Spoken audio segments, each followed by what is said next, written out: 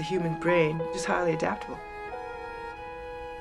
And the young human brain shows even a greater ability to change than older brains.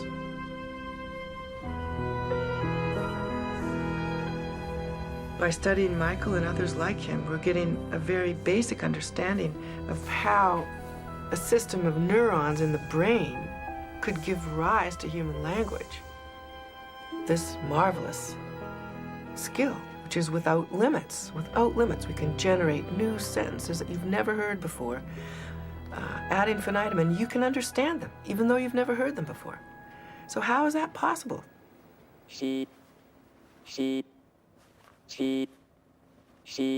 There are thousands of human languages, and babies are born with the capacity to learn any of them. They begin by listening.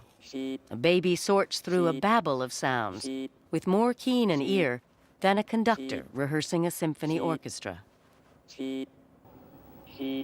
At the University of Washington, neuroscientist Pat Kuhl has been studying the building blocks of language, the vowels and consonants that make up words. In this particular experiment, we're looking at how children respond to the sounds of their native language and the sounds of a foreign language. We're recording what's happening to the brain as the baby's listening to the Chinese Mandarin she, and then what happens to the brain when that sound is changed to this Chinese Mandarin chi sound. Now, of course, to us, they sound like she. They sound like the same thing. But we're interested in whether or not the baby's brain records a change when a physical change in the sounds is made. As Americans, we cannot hear the distinction. It really sounds like the same category, SH. To the Chinese, they say, no, there's a very clear shift. And the interesting thing that the studies have demonstrated is that at birth and for a short period thereafter, babies have this incredibly exquisite ability to hear differences between all the sounds used in the world's languages. The babies are outperforming us. I like to refer to them as citizens of the world in the beginning. And of course, we're not citizens of the world. We're quite culture-bound listeners. At 7 months, babies are still citizens of the world. But by the time they reach 11 months, they are citizens of a single country, specialists in one language. By 11 months, the babies are behaving like their parents. This baby is not responding to the change between she and chi. It's now she to the baby, just like it is for us as adults. The news is that by 11 months, we are not perceiving reality. We're not responding to the real differences that exist in the sounds.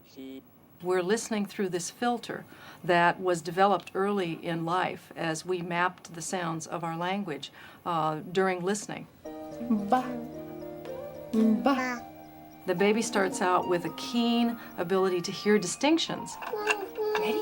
Shall we do it again? The feat of development is to actually form categories and ignore some of those distinctions. There goes the train. The ones that are great for a foreign language, but not for the language you're trying to master. 3. Okay. 3?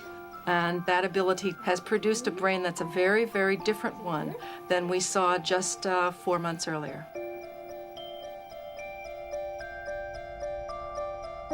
As a child grows into an adult, the brain becomes more and more complex, an intricate modular organ of many highly specialized parts. In nearly all adults, language finds its home in the left cerebral hemisphere. Vocabulary, grammar, comprehension are different language systems with their own neural circuitry. We have very little understanding about how this highly differentiated mosaic comes about. How did it get to be that way? That's what we want to know. Is it there at birth? Does it develop over time? What's driving the development? Is it based in our genes, or does it depend on experience? What we're going to be doing today is measuring the brain's response to words that she understands from the list that you filled out. And we'll be recording over different areas of the brain, so we'll see where there's more activity and where that happens in the brain. How specialized is a baby's brain? What part of the brain does a baby use to understand words? Pint. Unit. Dog. In a series of experiments at the University of California, San Diego, Shoe. developmental psychologist Debbie Mills Baby. has found that 13-month-old babies listen and understand with both cerebral hemispheres. Banana. Ball. Duck. What? But by 20 months, at a time when babies have been learning as many as a dozen words a day, increasing the size of their vocabulary dramatically, Shoe. the language center of the brain has begun to shift to the left hemisphere. Milk. ¿Dónde están los pies? Muy bien. ¿Dónde está la mano? Muy bien. What is driving this specialization of language?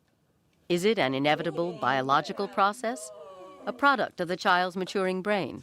¿Dónde está el agua? Muy bien. Or is it a result of a child's increasing experience with words? Where's the diaper? Good job. Children who understand more than one language are helping scientists answer these questions. Muy bien. ¿Dónde está la leche? Ajá. Sí, mamá también tiene leche, mi amor. Ariel Elgase is almost 2. She's still nursing. Because her parents speak English and Spanish, she understands both languages. ¿Dónde está el gato? Muy bien. But she knows more Spanish words than English ones, which makes Ariel a perfect subject for Mills's experiment. Baby. Jugo.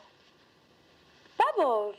If age alone is driving brain specialization, then by 2, both English and Spanish should have begun to shift into Ariel's left hemisphere. Plantel. But if increasing vocabulary size is driving specialization, then Ariel's left hemisphere will respond to Spanish words, while English will provoke a response everywhere in her brain. Borde. Compute. Agua. In fact, Mills and her research team have found that in children like Ariel, the brain has begun to specialize in response to Spanish, the language they know best. Cookie. English words provoke a more diffuse response, all across the brain. That really suggests that it is experience with language that's driving these specializations. It can't be maturation because it's in the same child and in the same brain. The startling, astonishing revelation that has occurred over the past few years is that experience is a major player in driving the development and differentiation of the brain.